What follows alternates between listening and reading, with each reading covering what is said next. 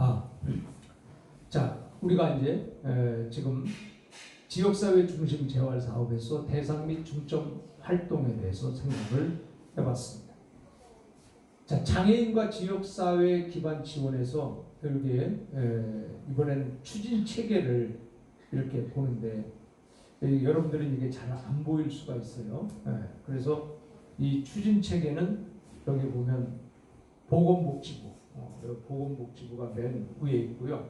그 다음에 광역시도가 그 다음에 있고요. 그 다음에 시군구가 이렇게 있습니다.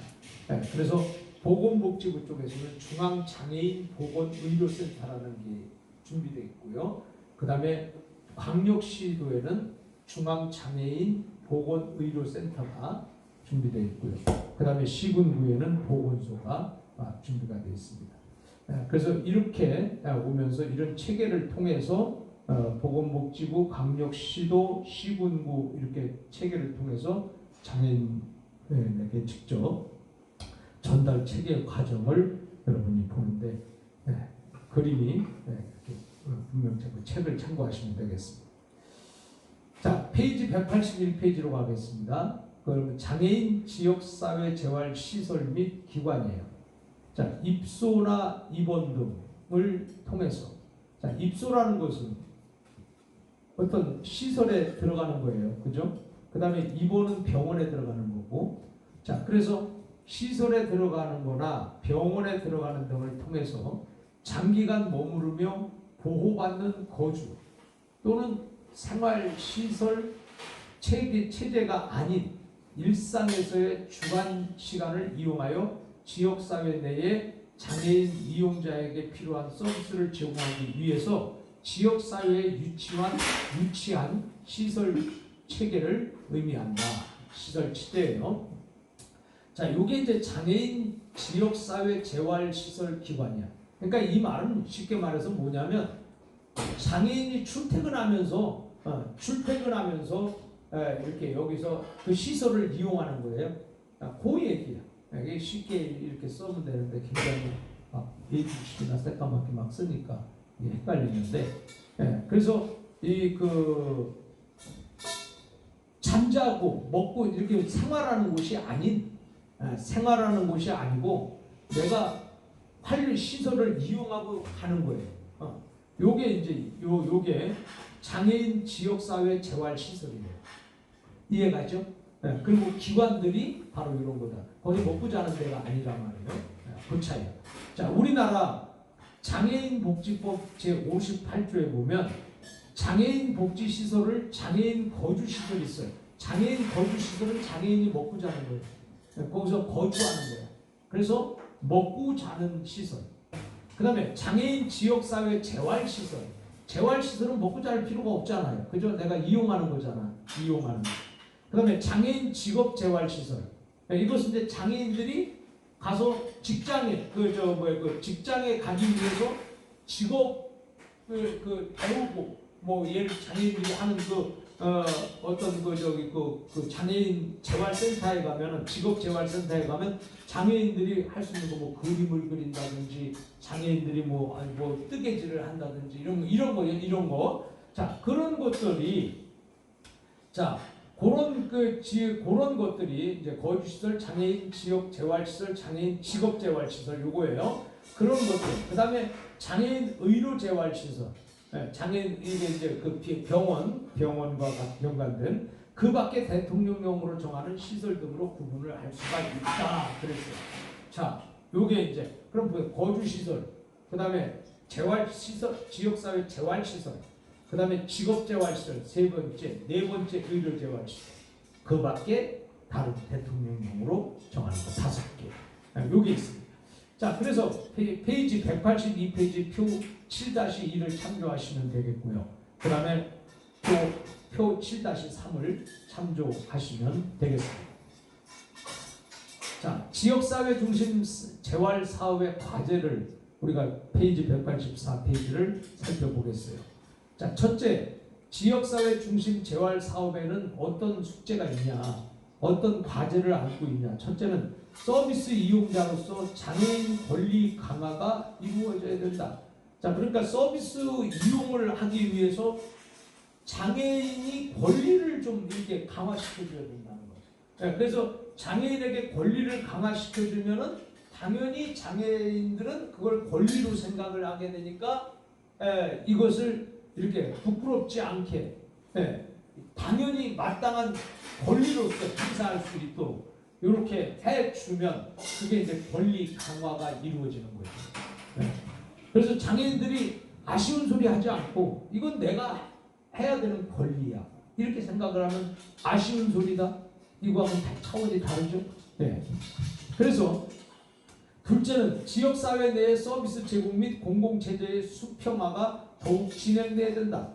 지역사회 내 서비스 제공을 하는데 서비스 제공도 수평이 이루어져야 되고 공조체제도 공조체제 이 공조체제도 역시 수평화가 더욱 진행돼야 된다. 이건 뭐냐면 지금 장애인들에게 있어서 장애인이 불리하니까 이게 좀 이렇게 기울잖아요. 근데 이걸 수평체제로는 장애인이 불리하지 않도록 수평으로 이걸 올려줄 수 있는 그런 체제가 필요하다. 그래서 거기에는 서비스 제공이나 그 다음에 공조 체제나 이런 데 수평화가 진행되어야 한다는 그런 과제를 안고 있습니다. 자, 그 다음에 세 번째는 장애인 종합복지관이 있어요. 장애인 종합복지관은 장애인들이 다양한 장애인들이 와서 거기에서 활동을 할 수 있는 그런 복지 혜택을 수여받을 수 있는 그런 기관이죠. 그래서 장애인 종합복지관에는 다 있어. 장애인이 필요한 모든 것이 종합복지관 속에 다 있단 말이에요. 그래서 장애인 종합복지관과 그 다음에 장애인 자립생활센터. 자립생활이라는 것은 자기가 이제 먹고 살기 위해서 어떤 뭐 기술을 배운다든지 아니면 뭐 어떤 자기 나름대로의 어떤 특기를 살리는 그런 장애인 자립생활센터 등 그 활동 내용에서 중첩성이 있거나 중첩성의 중복이 된다거나 혹은 그 성격 면에서 다소 경쟁적 측면이 강하게 인식되는 관련 단체들 간의 개방적이고 협력적인 사업 연대를 도모한다. 자, 그러니까 이거 보세요. 경쟁적 측면이 강하게 인식되는 관련 단체들 간의 개방적이고 협력적인 사업 연대가 이루어져야 된다. 자, 이것이 참 좋은 얘기인데 이것을 하려고 하면은 먼저 이제 장애인에 대한 인식을 이 기업들이 좀 바꿔야 되는 것이고 또 이 기업들이 그만큼 또 장애인에 대해서 관심을 가져야 되는데 솔직히 기업들은 장애인에 대해서 관심을 갖지를 않아요. 그리고 또 장애인이 있음으로 해서 부담감을 느껴. 왜냐하면 기업은 영리 목적이잖아요. 근데 영리 목적인데 장애인을 쓰게 되면은 그만큼 효율성과 효과성이 떨어진다고 생각을 하는 거예요. 또 물론 그럴 수도 있죠. 거의 뭐 그럴 수 있어요. 그렇지만은 그런 생각 때문에 장애인을 꺼려하고 채용하기를 별로 이렇게 기피하는 이런 현상도 없지 않아 있다. 근데 그거는 뭐 기존의 기존 사실이단 말이에요. 자, 그런데 그것을 이제 좀 더 이렇게 좀 인식을 바꿔서 장애인들도 우리와 하나다. 그래서 통합적인 측면에서 봤을 때 기업이니까 좀 이렇게 좀 약간 장애인 때문에 좀 부족한 게 있어도 함께 사회, 이 통합 사회를 위해서 그러니까 책임의식, 사명감을 가지고 내가 장애인을 이렇게 쓰겠다. 이런 거예요. 그러니까 예를 들어서 우리 기관에도 마찬가지. 제가 있는 기관에도 우리 아이가 좀 그렇잖아요. 부족하잖아요. 사회복지사예요. 부족해도. 그래서 뭐 대학 졸업해서 사회복지사 자격증 딴 거예요. 그래서 그러면 부족하다고 해서 뭐 아무것도 못해. 부족하다고 해서 아무것도 못한다. 아니잖아요. 부족하다고 해도 사회복지사로서 할 건 뭐 다 할 수 있는 거죠. 뭐 좀 단지 느리고 좀 이 역량이 좀 부족해서 효율성이 좀 떨어질 뿐이지. 그러나 그것으로 인해서 우리가 문제를 삼거나 그러면 안 된다는 예를 들어 장애인 사회복지사가 슈퍼바이저 할 수 있어요, 없어요? 할 수 있잖아요. 왜냐면 그 슈퍼바이저의 자격이 뭐예요? 그 자기가 기관에서 5년 이상 지나면 슈퍼바이저 자격이 되었고, 뭐 거기에서 슈퍼바이저 자격이 뭐해서 행정을 잘해야 된다, 뭐 그다음에 뭐 이런 걸 잘해야 된다, 그런 거 자격 없잖아요. 단지 사회복지사로서 그 기관에서 5년 이상의 경력을 2급을 가졌을 때 5년 이상의 경력을 가지면 슈퍼바이저가 된다. 그러니까는 장애인도 그렇게 되면 슈퍼바이저가 되는 거잖아요. 그죠? 장애인이 만약에 너는 장애인이라 슈퍼바이저 안 돼, 가르칠 수 없어, 너는 안 돼. 이거는 그럼 또 차별화되는 거죠. 만약에 이걸 가지고 문제를 삼는다 그러면 또 대한민국 장애가 또 뒤집어지는 거예요. 또 장애인들이. 그러니까 장애인들이 물론 부족하지만 우리가 함께 이해하고 또 사회 통합적인 면에서 볼 때는 함께 갈 수 있는 조금의 우리의 그 양보 정신, 또 우리의 그 책임 의식, 또 우리가 함께 가야 된다고 하는 사회 통합 의식, 이런 것을 가지면 전혀 문제가 될 게 없다. 그리고 또 장애인이 그 저기 슈퍼바이저라고 해서 그 사람이 실수 못하는 거 아니잖아요. 그죠? 뭐 슈퍼바이저가 여러 사람 있으면 도와줄 수도 있는 거고, 뭐 아무런 문제 없어요. 그러니까 이런 것들이 이제 이렇게 장애인들을 위해서 좀 필요한 것들이다. 자, 그 다음에 또 여기 이어서 궁극적으로는 지역 장애인들의 통합 서비스 구축과 연대 책임에 적극적으로 임할 수 있도록 해야 된다. 그래서 지역 장애인들의 통합 서비스 구축. 통합 서비스 구축이라는 건 다른 말로 말해서 그냥 비장애인과 똑같이 취급을 해달라는 거예요. 장애인이라고 해서. 장애인이라고 해서 급여를 조금 주고, 그 다음에 비장애인은 만약에 180을 주는데 장애인은 160 주면 되겠어요, 안 되겠어요? 아니잖아요. 급여를 똑같이 줘야지. 그것도 사회 통합이잖아요. 그래서 장애인들을 비장애인처럼 똑같이 그냥 생각하면 된다. 굉장히 쉬우면서도 어려운 게 그게 이제 인식이라는 거예요. 그게 이제 여러 가지 좀 힘든 거죠. 그래서 이 지역 장애인들의 통합 서비스 구축, 그 다음에 연대 책임이 뭐예요? 바로 내가 살고 있는 지역에 내가 장애인들을 위해서 내가 함께 가야 된다고 하는 책임의식. 나만 건강한 게 아니라 장애인도 함께 가야 된다는 거. 좀 부족해도 내가 수용을 해야 된다는 거. 자, 이것은 뭐냐면, 자, 여러분들이 우리나라는 장애인으로 태어나는 사람보다 살면서 장애가 된 사람이 더 많다 그랬죠? 거의 다. 장애인들의 거의 다가 장애로 태어난 것이 아니라 살면서 장애가 된 거야. 살다 보니. 살다 보니 뭐가 좀 이렇게 잘라지고, 좀 부러지고, 좀 어디 좀 떨어져 나가고 부지고, 좀 뭔가 좀 이렇게 정상적이지 못한 거지. 그 사람들이 처음부터 장애로 태어난 사람은 얼마 안 된단 말이에요. 그러니까 여러분들도 살다가 보면 장애가 될 수 있잖아요. 그렇잖아요. 나는 영원한 장애가 없다 이렇게 생각하면 그 보험이 뭐 필요한가? 보험이? 그 여러분 보험 드는 거 뭐예요? 내가 나중에 무슨 일을 만날지 알지 못하니까 보험을 드는 거잖아요. 내가 예를 들어서 뭐 교통사고를 당해가지고 뭐 다리를 못 쓰게 될지 허리를 못 쓰게 될지 그럴 수도 있다. 그때 그런 것을 대비해서 보험을 든다고 하면 사람이라는 것이 내일 일을 알 수 없는 게 사람인데 그 장애인들을 자꾸 그런 식으로 막 판단하고 꺼려하고 이게 수용이 잘 안 되고 그러면은 안 돼요. 나도 여러분도 장애가 될 수 있는 확률도 전혀 없는 게 아니잖아요.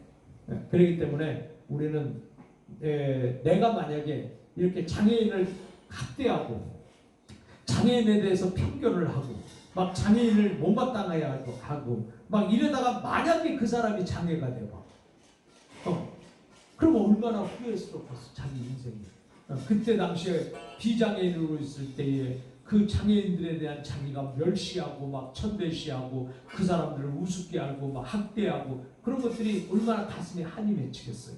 그렇기 때문에 우리는 누구든지 장애가 될 수 있다 이런 생각을 가지고 장애인들에게 대해서 항상 우리 충분히 가능해야 된다. 특히나 사회복지사는 장애인들과 굉장히 밀접한 관계를 갖고 있죠. 솔직히 말해서 사회복지사 찾아오는 사람 중에 정상적인 사람은 없어요. 뭔가 부족하니까 사회복지사를 찾아오지, 멀쩡한 사람이 사회복지사 찾아올 이유가 뭐 있습니까? 여러분들이 사회복지사로 근무할 때 아니 전혀 뭐 나는 아무런 문제가 없는데 사회복지사를 찾아와야 될 이유가 없잖아요. 그럼 내가 사회복지사를 찾아왔다고 하는 것은 뭔가 내가 부족하기 때문에, 뭔가 내 욕구가 있기 때문에, 또 뭔가 나에게 요구 필요한 것이 있기 때문에 중간에 사회복지사를 찾아오는 거잖아요. 그러니까 사회복지사는 어차피 정상적이고 부족하는 사람의 완벽한 사람을 만나는 게 아니란 말이에요. 그러다 보니까 사회복지사의 마인드 속에는 항상 어떤 장애인인지 수용할 수 있는, 장애뿐만이 아니라 모든 사람들을 수용할 수 있는 그런 마인드가 형성이 돼야 된다. 그래서 사회복지사가 그래서 중요합니다. 사회복지사로 산다는 것은 이타적인 그런 삶을 가지고 사는 거잖아요. 다른 사람을 위하여. 나도 물론 위하지만 이왕이면 내가 내 옆을 돌아보고 또 내 다른 사람을 돌아보고 더 나아가서 우리 국가를 위해서, 사회 통합을 위해서, 국가를 위해서 사는 사람들이 사회복지사다. 그렇기 때문에 사회복지사는 마음도 너그러워야 되고 마음도 넓어야 되고 모든 사람을 수용할 수 있는 접근성이 용이한 사람이 돼야 된다. 그런 얘기입니다. 자, 이렇게 해서 우리는 이제 그 과제를 생각을 해볼 거예요. 그 다음에 네 번째 보겠습니다. 지역사회 중심 재활 관련 기관의 기존 서비스 내용 및 이용에 관한 전문 분야별 조사가 지속적으로 이루어져야 된다. 그렇죠. 뭐 한 번 하고 끝나는 게 아니잖아. 그 지역사회 중심 관련 기관의 기존 서비스 내용 이런 거 잘 살펴야 돼요.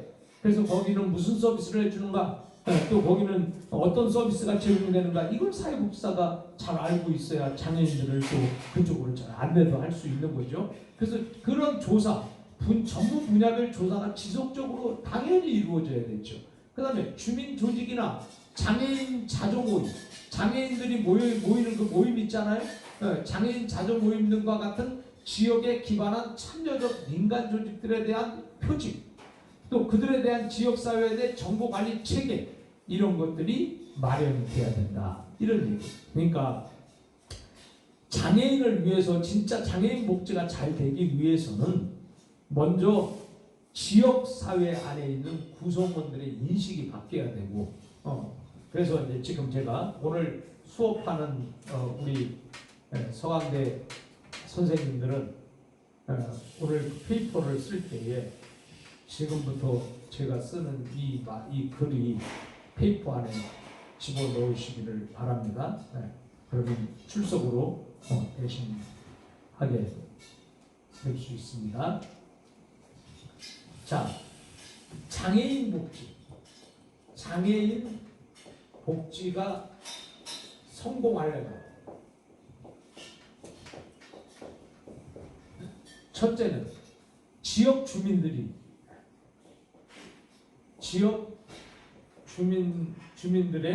인식 변화예요. 인식이 변화되어 있는 거예요. 변화. 자, 그럼 이 인식 변화가 뭐냐? 장애인들에 대한 편견. 이게 이제 편견이죠. 편견이 사라져야 된다. 편견이 없어야 된다. 그 다음에 두 번째. 자, 지역 주민들뿐만이 아니라 그 지역 안에 있는 기관들 있잖아요. 그 지역 안에 있는 기관이에요. 지역 안에 이 사회복지 기관, 어떤 기관, 사회복지를 꼭 떠나서라도 다른 기관, 지역 안에 있는 지역 기관들의 이 어떤 그 협조가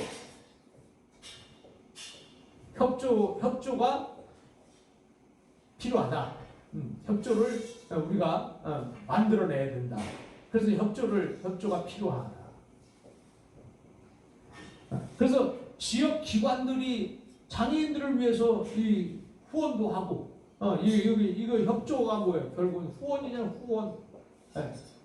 자, 이런 후원도 좀 하고 또 지역 기관들이 장애인들을 위해서 좀 내놓고 장애인들을 위해서 좀 발전 기금도 좀 이렇게 하고 장애인들 우리 기관에서 지역에서 이번에 금리 1년에 한 번씩 장애인들을 위해서 대회를 열어주겠다. 뭐 그래서 예를 들어 우리 회사 1년 가장 중요한 행사 장애인들 대회 뭐 이런 거라든지 이렇게 해서 지역 기관들의 협조가 필요한 거예요. 그 다음에 이제 마지막 세 번째는 뭐냐면 장애인들 스스로 장애인 스스로의 자립정신이에요. 자립정신. 그래서 장애인 스스로의 자립정신이다. 장애인도 내가 꼭 뭐 도움을 받을 생각을 이제는 하지 말고 뭐 도움 받아야 되겠죠. 도움 안 받고 어떻게 사는 장애인이 도움을 받는데 도움을 당연하 생각하지 말라는 얘기예요. 지금 제 얘기는 도움을 당연하 생각하지 말고 그냥 도움이 없다 이런 생각을 가지고 내 스스로 살아가야 된다는 그런 어떤 자기 나름대로의 사명의식을 또 내 인생에서 나는 이런 환경 속에서도 나는 결코 쓰러지지 않고 넘어지지 않고 내 인생을 위하여 내가 자아실현을 하겠다. 자, 이런 장애인 스스로의 자립정신이 필요하다. 그래서 우리가 자기 스스로가 주체, 내가 주체가 돼야 된다. 그래서 주체. 그래서 나 자신을 소중하게 생각하고, 그러면 내 인생을 내가 스스로 개척을 해나갈 수 있고. 그래서 우리는 장애인 스스로의 자립정신이 이게 중요한 거예요. 그래서 장애인도요, 보면은, 물론 장애인도 일하고 싶지, 급여 받고 싶지. 그런데 누가 써줘야지. 근데 안 써주니까 지금 못 받는 거잖아요. 그런 안타까움도 있어. 당연히 있지.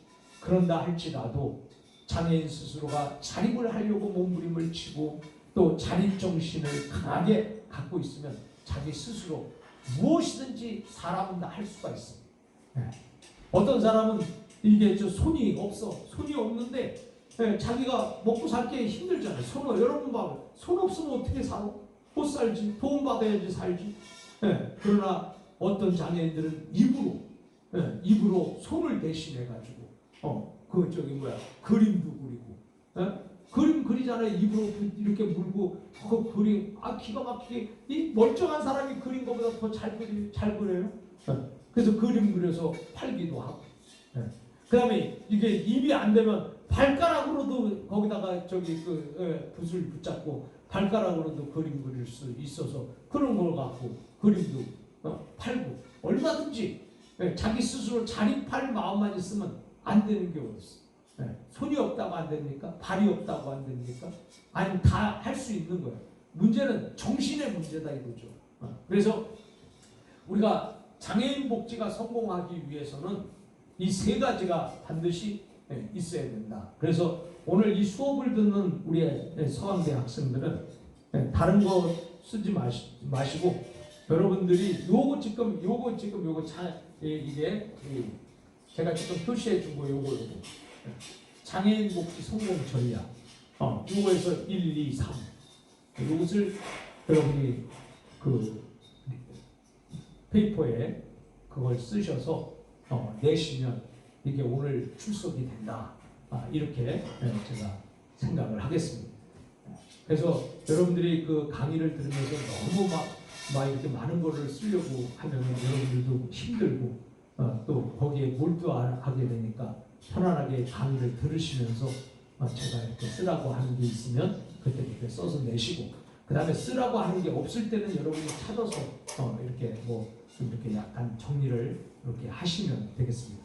너무 그냥 막 빡빡하게 쓰려고 하면은 그것도 스트레스니까 그러지 마시고 편안하게 여러분이 쓰시면 되겠습니다. 자, 그래서 이제 우리가 오늘 이 세 가지를 여러분들이 쓰는데 이제 다시 한번 시간이 다 됐기 때문에 정리를 하면 장애인 복지가 성공을 하기 위해서는 제일 먼저는 지역 주민들의 인식 변화가 돼야 된다. 지역 사회 안에서 지금 우리가 지역 사회 중심 재활 사업을 지금 공부하고 있잖아요. 그래서 지역 사회라는 게 강조되고 있어. 그래서 지역 주민들의 인식 변화가 있어야 된다. 그 다음에 두 번째는 지역기관들의 협조가 필요하다. 세 번째는 장애인 스스로의 자립정신이 강조되어야 된다. 이렇게 해서 오늘 수업을 마치겠습니다. 감사합니다.